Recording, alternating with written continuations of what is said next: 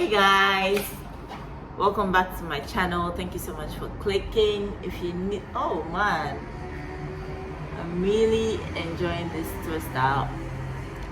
Anyway, welcome back to my channel. Thank you so much for clicking. It's been a while. So it's been a month since I posted the last video.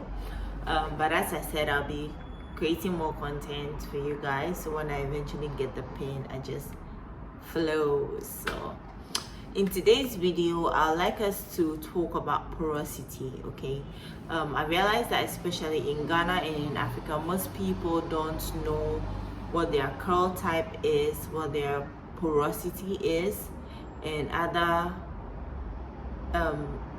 let me say petty hair issues or characteristics that a lot of us experience on the daily. So today I'd like us to talk about porosity. I know I had already made a video on that, which is longer, but I'm trying to make this shorter so you can get everything in less than 10 minutes. So let's get right into it. So what is porosity? Porosity is, before we even begin, I'm at work, so I work right at the roadside, and then there are cars passing. So if you hear any noise, it's basically cars. If you hear any people talking, it's my colleagues or clients. Okay, so there's no client here right now, so let's just get right into it. What is porosity? Porosity is basically your hair's ability to absorb and retain water. Your hair's ability to absorb or retain water. Now there are so many ways you can test for porosity. There's the float test, there's the slip and slide test, and then there's the spray bottle test. Those are the three main ways of checking for porosity. Okay, so how do you do the float test? You have to just place a clean strand of hair. So like my hair, for instance, if I had combed it, the hair that will come out of the comb, okay, this way. Do you see that tiny little piece of hair? Okay, so let's see. I want to do this for you guys. I'm just gonna break that off. So this is the tiny piece of hair. I'm gonna put it over my shirt. Oh, you guys still can't see it. Hold on. Can you see? So this tiny piece of hair, something like this, and then you want to make sure it's clean. So you can just take a tissue with a little bit of liquid soap and dump water in it. Just use it to clean it so that it's clean and devoid of any product. And then what you want to do is to put it into a glass or bowl of water. So you just put this into a glass or bowl of water. And then if the hair is floating on the water after a few minutes, then your hair is low porosity. If the hair piece floats, then your hair is low porosity.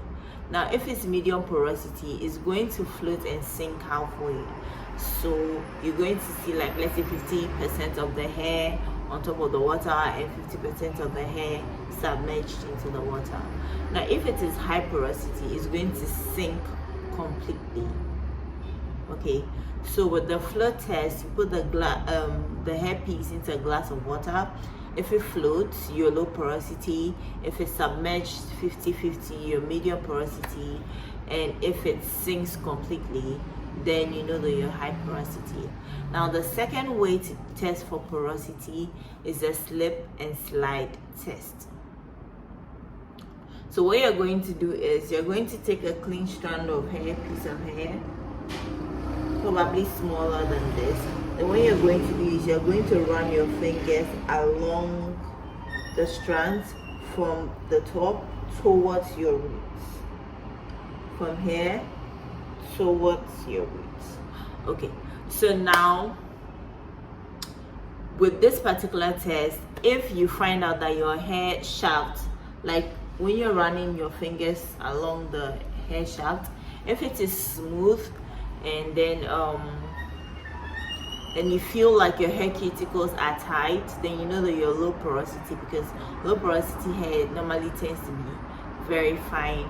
Now if you realize that you feel bumps along the way, or you feel like your hair cuticles or shafts are open, then you know that you're high porosity. Now the third way to test for porosity is a spray bottle test.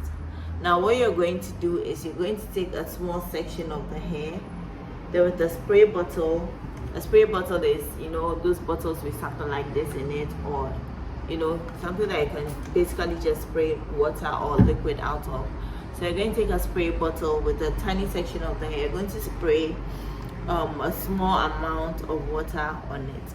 Now if the water forms beads on the hair, then you know that your hair is low porosity.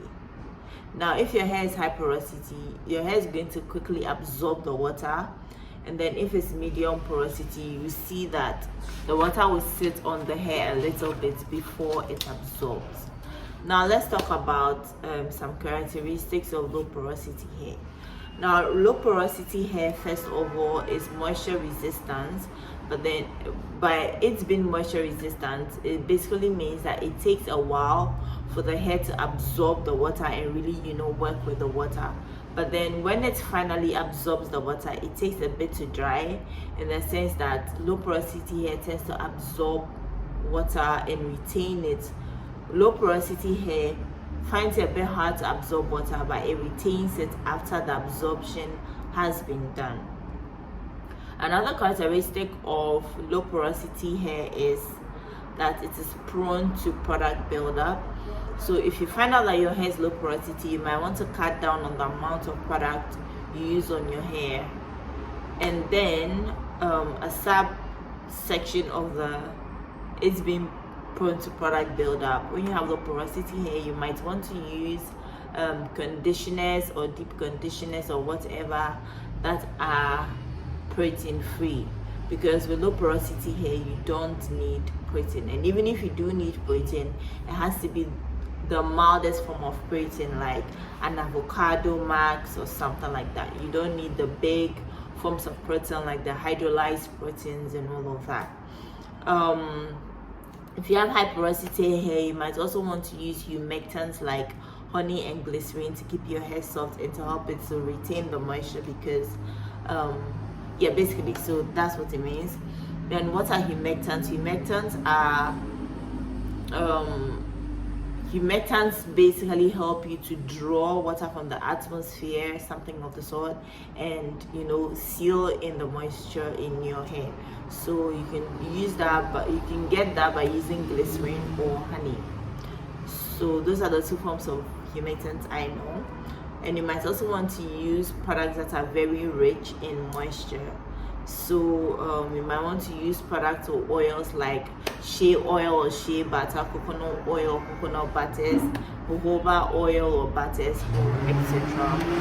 And then finally, you might want to use lighter or liquid-based products. These are because liquid or lighter based products tend to absorb faster, and you can probably build them up lightly as you go. So that's it for today. We'll talk about the characteristics of medium and low porosity hair later in the next videos.